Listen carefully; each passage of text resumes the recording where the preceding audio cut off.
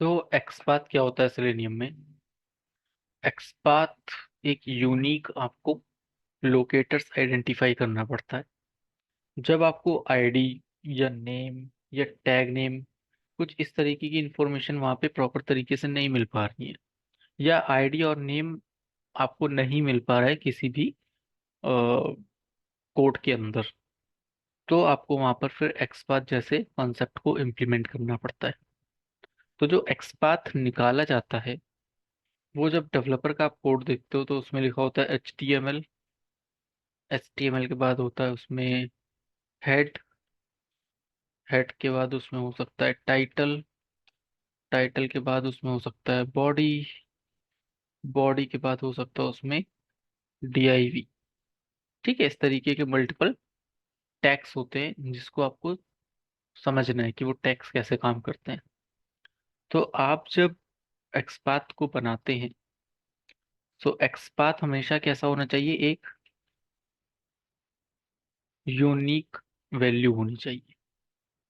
अगर वो unique value आप निकाल लेते हो डॉम के अंदर से, तो ही वो एक्सपाथ को आप यहाँ पर अपने में कोड में इम्प्लीमेंट कर सकते हो। अब ये यूनिक वैल्यू निकाली कैसे जाएगी? तो इसके निकालने के एक से ज्यादा तरीके हैं, ठीक है। पहला तरीका क्या होता है? फर्स्ट तरीका क्या है कि या तो आप उसकी पूरी हायरार्की को समझो।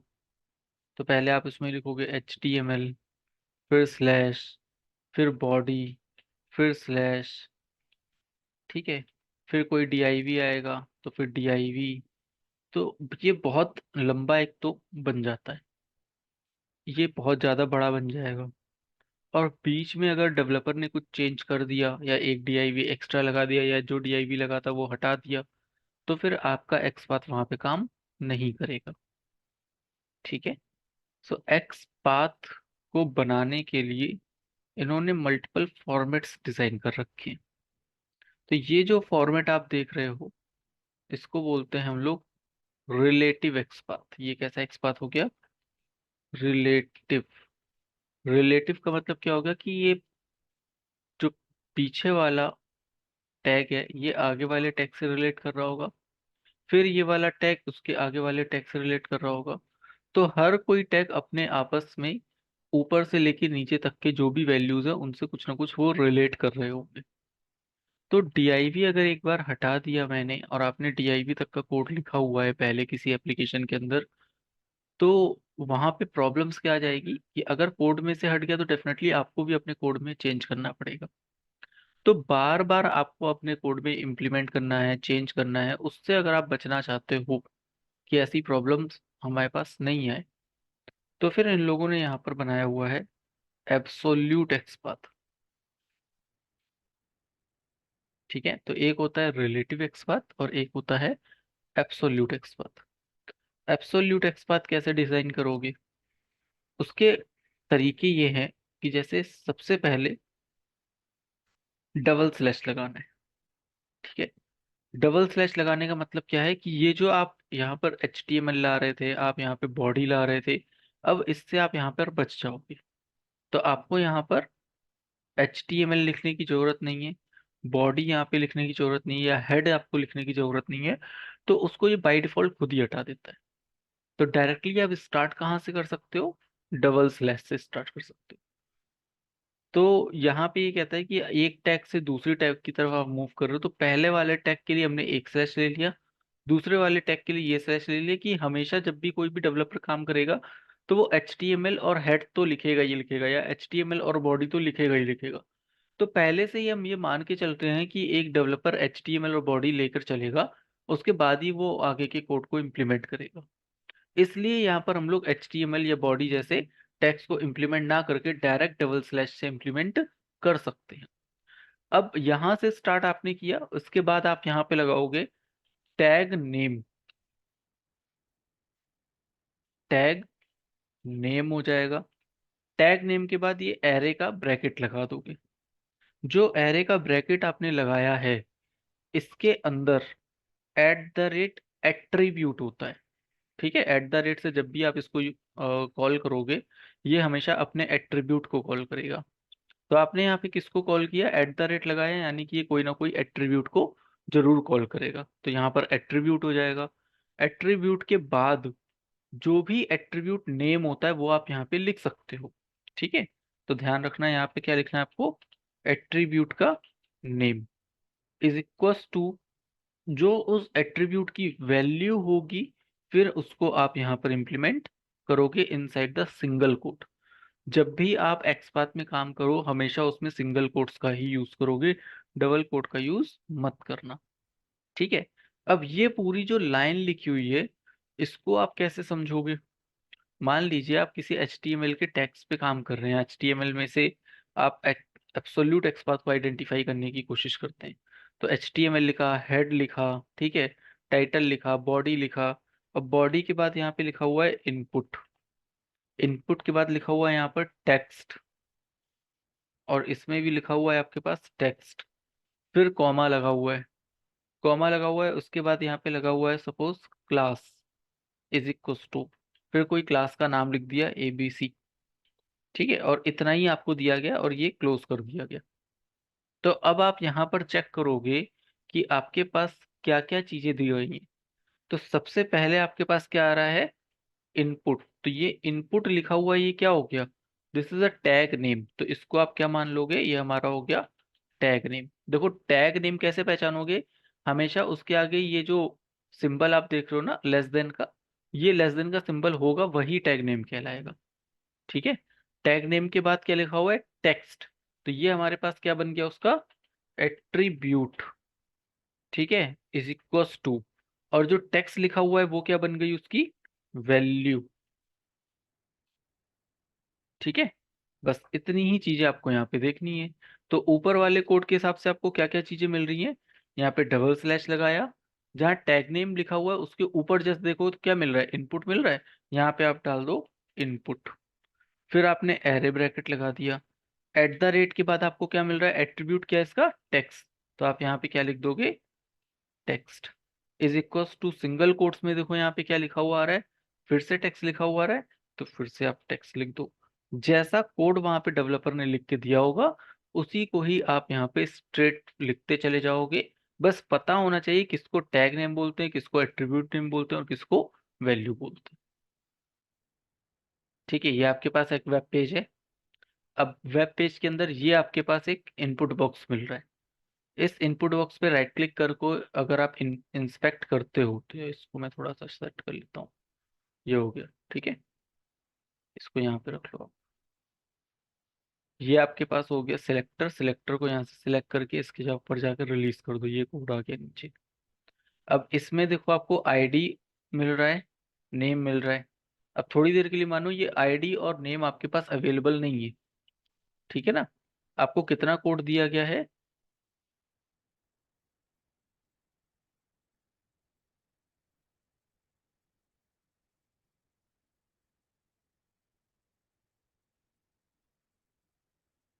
ये हटा दो, ये है ही नहीं आपके पास।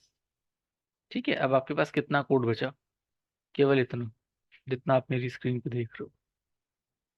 ठीक है, अब इसके लिए अगर आपको एक्सपर्ट डिजाइन करना है तो क्या करोगे, तो सबसे पहले टैग नेम क्या आ रहा है, इनपुट। तो आप यहाँ पे क्या लगा दोगे, डबल स्लैश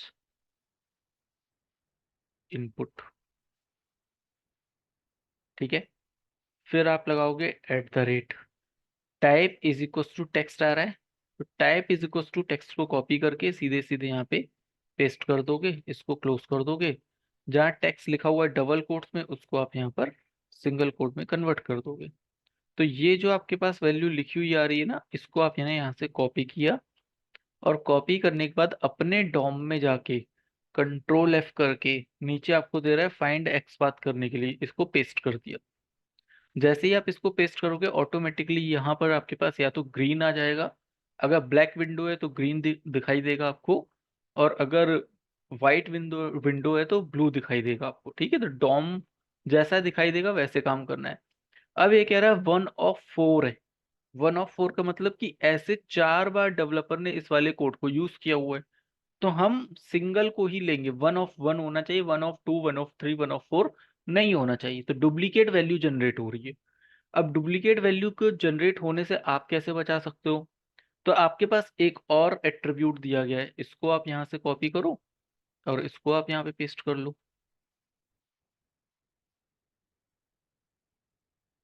ठीक है, अब ये आपका बन गया नया एक्सपाथ। इसको भी कॉपी किया, नीचे गए, यहाँ पे जाके आप इसको पेस्ट कर दो। अब देखो इसमें क्या दिखा रहा है, 1 of 7। 1 of 7 मतलब ये भी हम यहाँ पे यूज नहीं कर सकते। ठीक है, ये भी डुप्लीकेट वैल्यू दिखा रहा है।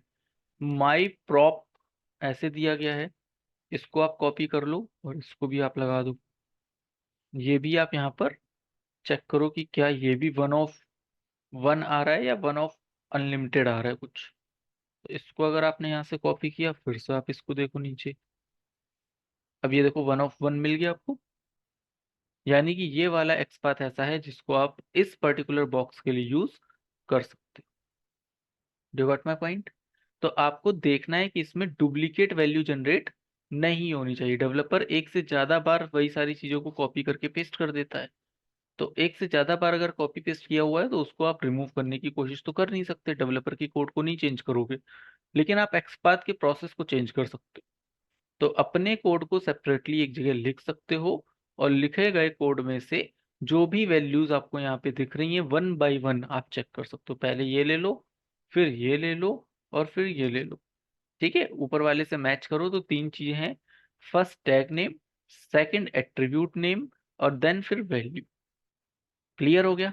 तो this is the first concept. ये जो कॉन्सेप्ट है ये पहला कॉन्सेप्ट है एब्सोल्यूट का। सेकंड कॉन्सेप्ट क्या है, इसी को ही आप कॉपी कर लो। स्टेप 2 हो गया। सेकंड तरीका क्या है, अब स्टेप 2 में आप इसी को पेस्ट कर लो। ठीक है, जो कॉपी किया था उसी को पेस्ट किया। अब जहाँ पे आपने टैग नेम लिया हुआ था उसको आप यहाँ पे स्टार भी बना सकते हो। स्टार का मतलब होता है ऑल डॉम। पूरे कोड में से कहीं पर भी उसको ये अगर डेटा मिल जाएगा तो वो एक्सेप्ट कर लेगा। अब जो हम लोगों ने ऊपर बनाया हुआ था इसी लाइन को अगर मैं कॉपी करके नीचे पेस्ट कर देता हूँ, और यहाँ पे जहाँ इनपुट लिखा हुआ है और इनपुट ना लिख के सीधे सीधे मैं स्टार कर देता हूँ, तो मुझको स्टार से देखना है कि क्या ये स्टार सिंगल वैल्यू को लेकर आएगा। देखो ये आ रहा है 1 of 1, यानी कि स्टार वाला कॉन्सेप्ट भी आप इसमें एप्लीकेबल करा सकते हो। ठीक है, तो पूरे डॉम के अंदर से जहां पर भी at the rate my prop is equal to my value मिल रहा होगा, यानी कि वो सिंगल ही होगा। ठीक है, तो वो भी एक आपके पास तरीका है कि अगर आप टैग नेम नहीं यूज करना चाहते हैं तो डायरेक्टली आप स्टार को भी यूज करके काम करा सकते हैं। अब आपको जैसे सबमिट बटन के लिए बनाना है। ठीक है, तो सबमिट बटन पे राइट क्लिक करके आप इंस्पेक्ट करो। जब सबमिट बटन पे राइट क्लिक करके इंस्पेक्ट करोगे तो देखो आपको क्या मिल रहा है यहाँ पर, आईडी मिल रही है, नहीं मिल रही, नेम मिल रहा है, नहीं मिल रहा है। नेम और आईडी अगर दोनों नहीं मिल रहे तो डेफिनेटली एक्सपाथ से ही आपको काम करना पड़ेगा। अब नेक्स्ट आपके पास ये है, अब अगर कंपनी में एक ऐसा भी प्रोसेस होता है कि भाई किसी ना किसी मेथड को भी हमको यूज करना है, एक्सपाथ के भी मेथड होते हैं। एक्सपाथ मेथड्स को भी यूज करके अगर काम करना है तो वो भी कर सकते हो, जैसे टेक्स्ट मेथड होता है। ठीक है,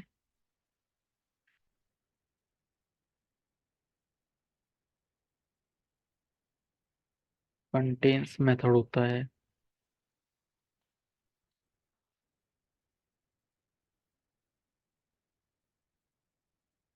स्टार्ट विद मेथड होता है। इन मेथड्स का भी आप यहाँ पे यूज कर सकते हो।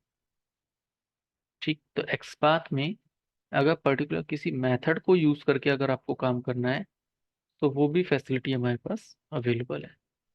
ये काम कैसे होगा, एग्जाम्पल के लिए ये जो आपको लिया था इसी को मैंने यहाँ से कॉपी कर लिया, यहाँ पे पेस्ट किया।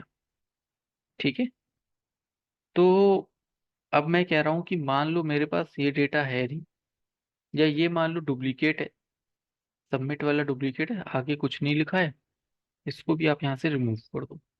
अब आपका कोड कितना है, मात्र इतना जितना आप मेरी स्क्रीन पे देख रहे हो। Button type is equal to submit, और फिर ये सबमिट का टेक्स्ट दिया हुआ है और फिर बटन लिखा हुआ है।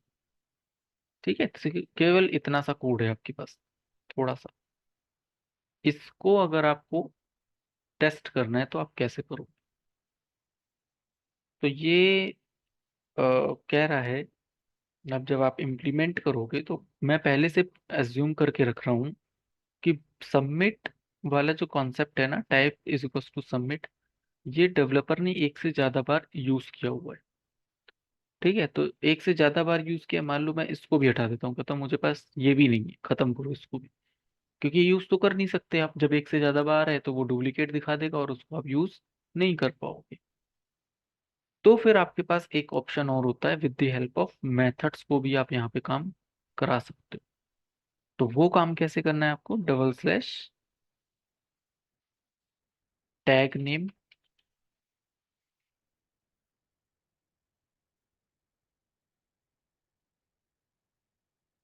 Contains,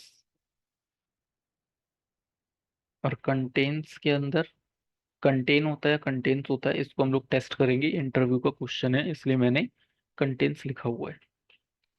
text comma view value या डिस्प्ले वैल्यू या टेक्स्ट वैल्यू, कुछ भी कह सकते हो, टेक्स्ट वैल्यू कर लो, ज्यादा समझ में आएगा। टेक्स्ट वैल्यू, ये आपको फिर ऐसे काम करना पड़ता है।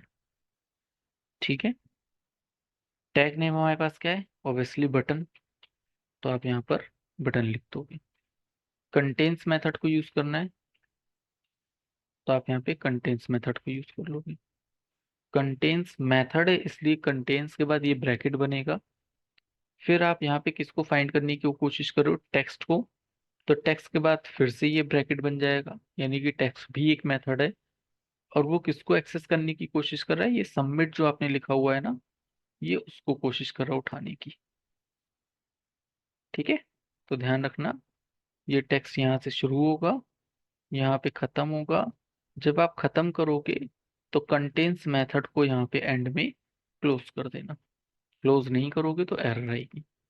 अब इतना कोड यहाँ से कॉपी करो, नीचे जाके पेस्ट करो, तो वो क्या लिख के आ रहा है, 1 of 1। ठीक है, तो कंटेन्स मेथड को भी आप यहाँ पे यूज करा सकते हो। कंटेन नहीं होता है, कंटेन्स होता है। कंटेन्स का मतलब होता है नंबर ऑफ वैल्यूज को आप यहाँ पे चेक कर रहे हो। तो एक से ज्यादा अगर आपके पास कोई भी वैल्यूज हो उसको आप एक्सेस करना चाहते हो, या जो टेक्स्ट आपके पास लिखा हुआ है आप उसको एक्सेस करना चाहते हो, तो उसके लिए कंटेन्स मेथड को इम्प्लीमेंट करना पड़ेगा। तो इसी वेब फॉर्म पे देखोगे, आपको एक टेक्स्ट मिलेगा ऊपर लिखा हुआ सबसे टॉप पर, वेब फॉर्म। इस पे राइट क्लिक करके उसको इंस्पेक्ट करो, तो ये आपके पास एट्रीब्यूट्स वगैरह सब मिल रहे हैं इसमें। ये लो, इसमें से वेब फॉर्म आपको फाइंड आउट करना है। ठीक है, ये वेब फॉर्म है ना, ऊपर है ना, ठीक है, ऊपर टेक्स्ट दिख रहा है वेब फॉर्म। वेब फॉर्म पे राइट क्लिक करके इंस्पेक्ट किया, और इंस्पेक्ट करोगे तो नीचे कोड दिख जाएगा। इस कोड को राइट क्लिक करके कॉपी करके कॉपी एलिमेंट कर लेना। कॉपी एलिमेंट करने के बाद अपने पास यहाँ पे नोटपैड पे डाल देना। अब इसके लिए अगर एक्स बात बनाना है तो कैसे बनाओगे, तो इसी को आप यहाँ से कॉपी कर सकते हो, और कॉपी करने के बाद आप यहाँ पे पेस्ट कर सकते हो। पेस्ट करने के बाद ऑलरेडी आपके पास बटन तो है नहीं, अब H1 है, तो बटन की जगह आपके पास H1 आ जाएगा, तो इसको रिप्लेस कर देना आप H1 से। Contains method as it is रहेगा, टेक्स्ट ऑलरेडी आपके पास लिखा हुआ है, सिर्फ चेंज क्या होगा, जहाँ पे आपने सबमिट लिखा है वहाँ पे वेब फॉर्म हो जाएगा। सिंपल है, इसको आप यहाँ से कॉपी करना, नीचे जाके इसको पेस्ट कर देना, ये 1 of 1 मिल जाएगा। अगर आपको स्टार यूज करना है तो आप यहाँ पे H1 हटा के स्टार यूज करके देख लो। ठीक है, अब देखो बता रहा है 0 of 0, यानी कि नहीं मिल रहा, तो आपको कंपलसरी कि H1 से ही काम करना पड़ेगा। ठीक है, चलो सेकंड स्टेप को मूव करते हैं। ये हो गया हमारे पास फर्स्ट स्टेप, स्टेप नंबर 1 था। अब स्टेप नंबर 2 पे चलते हैं। अगर आपको कंटेंट्स यूज नहीं करना है, डायरेक्ट आप टेक्स्ट से निकालना चाहते हो, तो आप इसी को ही यहाँ से कॉपी कर लो, यहाँ पे पेस्ट करो। कंटेंट्स आप यहाँ से हटा के चेक करो कि क्या ये टेक्स्ट से निकल सकता है। ठीक है, तो ये भी एक तरीका होता है आइडेंटिफाई करने का, बट मैं यूज नहीं करता, बहुत ज्यादा मैंने प्रॉब्लम फेस करी है ऐसे कॉन्सेप्ट में, तो देखो यहाँ पे नहीं दिखाता है। ठीक है, तो टेक्स्ट इज इक्वल टू फिर करके करना पड़ता है। तो इसलिए मैं ऐसे कॉन्सेप्ट यूज नहीं करता जहाँ पे कोई कंफ्यूजन टाइप की कुछ होती है। ठीक है, तो ये भी आपको कई जगह ऐसा मिल सकता है कि किसी ने टेक्स्ट लगा के काम किया होगा, तो उनके में आपको कुछ इस तरीके के कॉन्सेप्ट मिल सकते हैं कि text is equal to direct वही वैल्यू लिख दो, तो वो एप्लीकेबल हो जाती है। ठीक है, या फिर किसी ने ऐसा भी लिखा होगा एट द रेट करके टेक्स्ट, और उस टेक्स्ट की कोई वैल्यू होगी सिंगल कोट्स के अंदर, और फिर वेब फॉर्म अगर आप यहाँ पे लिखोगे तो हो सकता हो ये वेब फॉर्म वाला चल जाए। ठीक है, नॉट श्योर, तो इसको आप यहाँ से चेक कर लेना, नहीं चलेगा।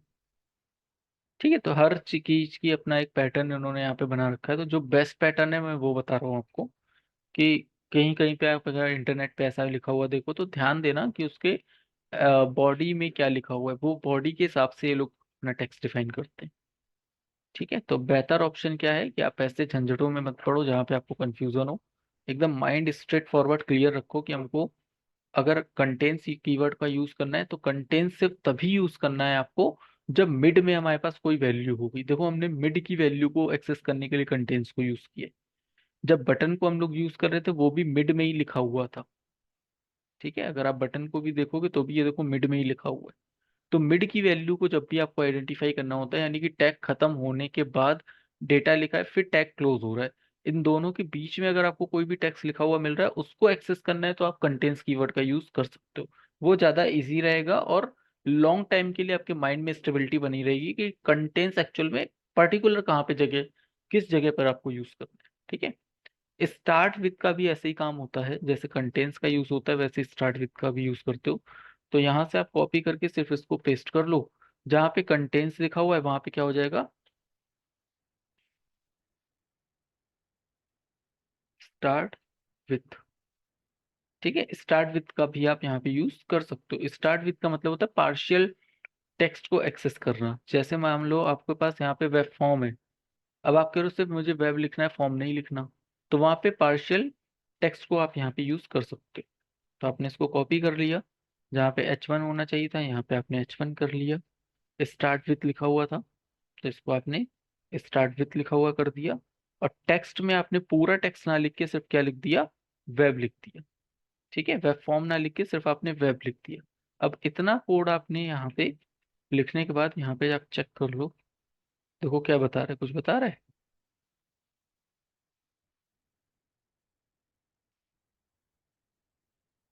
क्या, वो चला नहीं चला,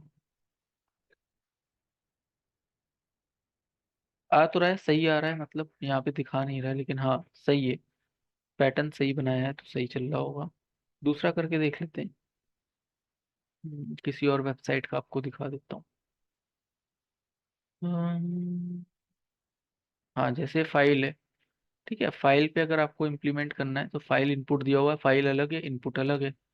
ठीक है, तो आप इस पे जाओ, यहाँ पे आपको मिल जाएगा, जा रहा है फाइल इनपुट। ठीक है, अगर फाइल इनपुट आपको निकालना है तो लेबल के अंदर यहाँ पर फाइल इनपुट लिखा हुआ है, इसको आप यहाँ पे चेक कर सकते हो। H1 की जगह आपके पास क्या हो जाएगा, लेबल। यहाँ से लेबल को आपने कॉपी किया, H1 की जगह आपने लेबल कर लिया, स्टार्ट विथ टेक्स्ट, और यहाँ पे आपके पास फिर क्या आ रहा है, फाइल आ रहा है। तो फाइल को ही आप केवल यहाँ से एक्सेस करो। ठीक है, फाइल को उठाया, वेब की जगह पर आपने यहाँ पर फाइल लिख दिया। तो पूरा टेक्स्ट लिखने की जरूरत नहीं है, आपको केवल पार्शियल टेक्स्ट केवल यहाँ से उठाना है और उसको यहाँ पर इम्प्लीमेंट कर देना है। Control F, control. अब ये क्या कह रहा है, हाँ देखो एक और चीज आपको दिखाता हूँ। अब यहाँ स्पेसेस वगैरह का भी बड़ा मैटर होता है, कई बार ऐसा होता है हम लोग स्पेसेस भूल जाते हैं या स्पेस नहीं एक्सेस करते हैं, तो वो एप्लीकेबल नहीं कर पाता है, तो स्पेसेस का भी ध्यान रखना है। अब ये टैग यहाँ से स्टार्ट हुआ यहाँ पे क्लोज हो रहा है, तो ये देखो पूरा टैग आप यहाँ पे देखो तो ये एक्सेप्टेबल नहीं कर रहा है। देखो यहाँ तक देखोगे ना आप, ये इतना पूरा उठा के अगर आप यहाँ पे डालते हो तो ध्यान दो, देखो नहीं उठा रहा, अब ये 1 of 0 आ रहा है वही प्रोसेस, लेकिन काम नहीं कर रहा है यहाँ पर। क्यों काम नहीं कर रहा, करना चाहिए था भाई अगर आपने स्टार्ट विथ लगा रखा है तो ये कह रहा है कि हम यहाँ पे एप्लीकेबल नहीं करेंगे, या तो फिर आप इसको कंटेन से यूज करो। अब स्टार्ट विद अगर नहीं चल रहा तो आपके पास आखिरी ऑप्शन कौन सा बचता है, कंटेन्स मेथड वाला। तो फिर आप यहाँ पे इसको इम्प्लीमेंट करके देखो कि क्या कंटेन्स मेथड एप्लीकेबल हो रहा है। फाइल, बाद में क्या है, इनपुट, इसको चेक करके देखो।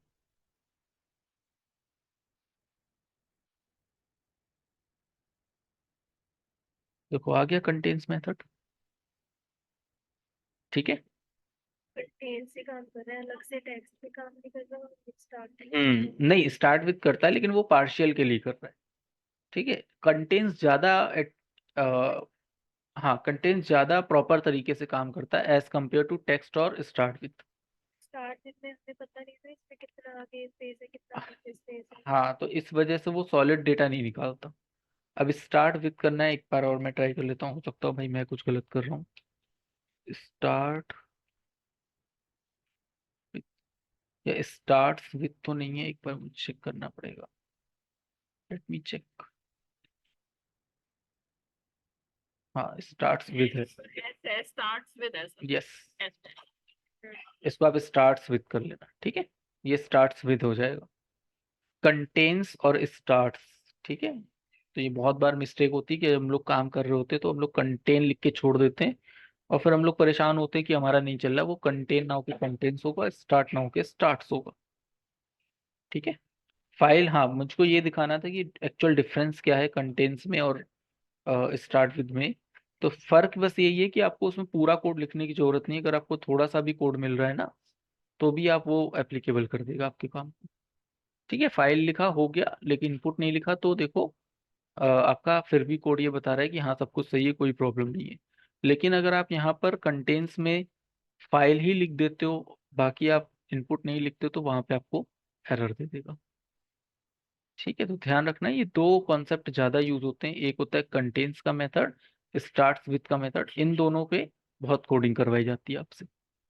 अब ये पैटर्न इसलिए मैंने बताया क्योंकि मैक्सिमम इंटरव्यू में यही कोड आपको निकाल के दे देंगे, कहेंगे बताओ इसमें क्या यूज होगा। अगर आपने बेस्ट प्रैक्टिस अच्छी की है तो आप बता लोगे, प्रैक्टिस अच्छी नहीं है तो नहीं बता पाओगे। तो ये वन बाय वन स्ट्रक्चर जैसे मैंने बताया, इसको जितना आप प्रैक्टिस करोगे उतना ही आपको यहाँ से कुछ ना कुछ नया सीखने का मौका मिलता रहेगा। सर मेन यही है ना कि टेक्स्ट बॉक्सेस या किसी की वैल्यू फाइंड करनी हो तो हम इनके एट्रीब्यूट से वैल्यू पुट करें, अदरवाइज जो टेक्स्ट लिखे हुए हैं उनके लिए। हाँ, तो सर जब ये मिडिल टेस्ट है, button, check button, link button, इसके लिए फिर हम क्या यूज करें? एक्सपाथ बना सकते हो, आईडी उठा लो, नेम उठा लो, जो दिया हुआ है वो सब मिल जाता है। सबको सब कुछ ऐसे ही है, बस ऐसे इट इज, आप काम करते जाओ, टेक्स्ट। ठीक है। सिंपल है, बहुत ज्यादा कॉम्प्लिकेटेड नहीं है। सिर्फ आपको बने बनाए फॉर्मूले दिए गए हैं, 3 4 फॉर्मूले हैं, उसको यूज कर लो, आपका काम हो जाएगा। चलो नेक्स्ट स्टेप पे मूव करते हैं। अब इसको इम्प्लीमेंट कैसे करना है, जैसे आप कह रहे थे कि इसको इम्प्लीमेंट करके दिखा दो, तो एक छोटा सा एग्जांपल कर लेते हैं जल्दी। इसमें काम कर रहे थे हम लोग,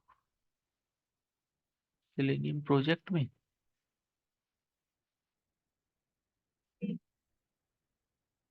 पैकेज डे 5 कर लेता हूँ इसको।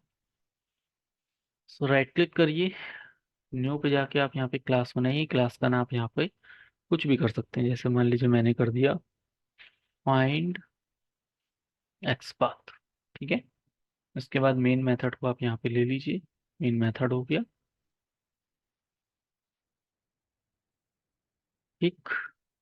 किसको ओपन करना है, आप अमेजोन को कह रहे थे ना, तो मैं अमेजोन के ऊपर दिखा देता हूँ आपको।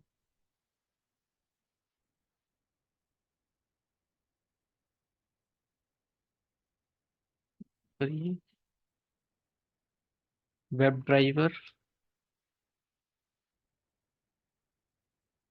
Driver is equal to new Chrome driver,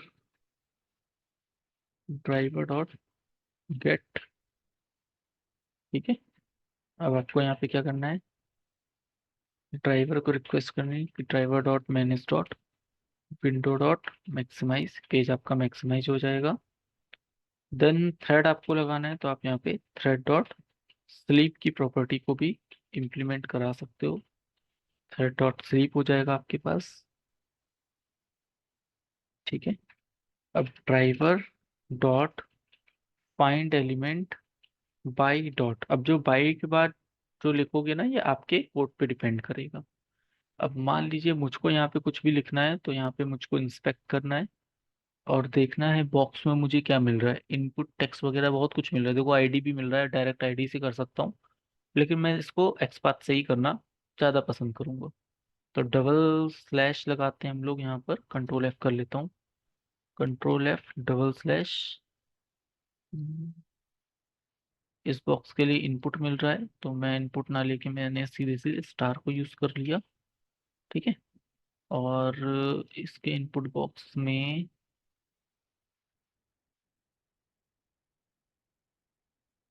कौन सा सही है यार इसमें।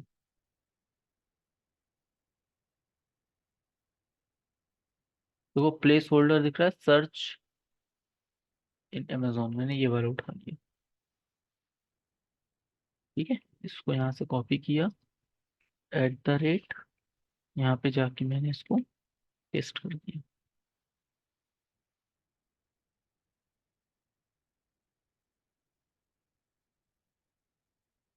ठीक है। चेक कर लो, 1 ऑफ 1 आ रहा है आपके पास। और इसी को यहाँ से आपने कॉपी किया, एक्स पाथ क्या आ गया आप यहाँ पर, जो एक्स पाथ आपने बनाया था उसको आपने यहाँ पे पुट कर दिया। डॉट सेंड की से डेटा आपको पुट करना है, तो यहाँ पे सेंड कीज के थ्रू आप यहाँ पे डेटा पुट कर सकते हो। जैसे मान लो मुझको सर्च करना है मोबाइल, तो जो डेटा आपको यहाँ पे लिखना है वो आप लिख सकते हो। ठीक है, कोड विजिबल है प्रॉपर। तो ये इस तरीके से आपका पूरा कोड कंप्लीटली लिख करके चेक कर लो कि वर्क कर रहा है या नहीं कर रहा है।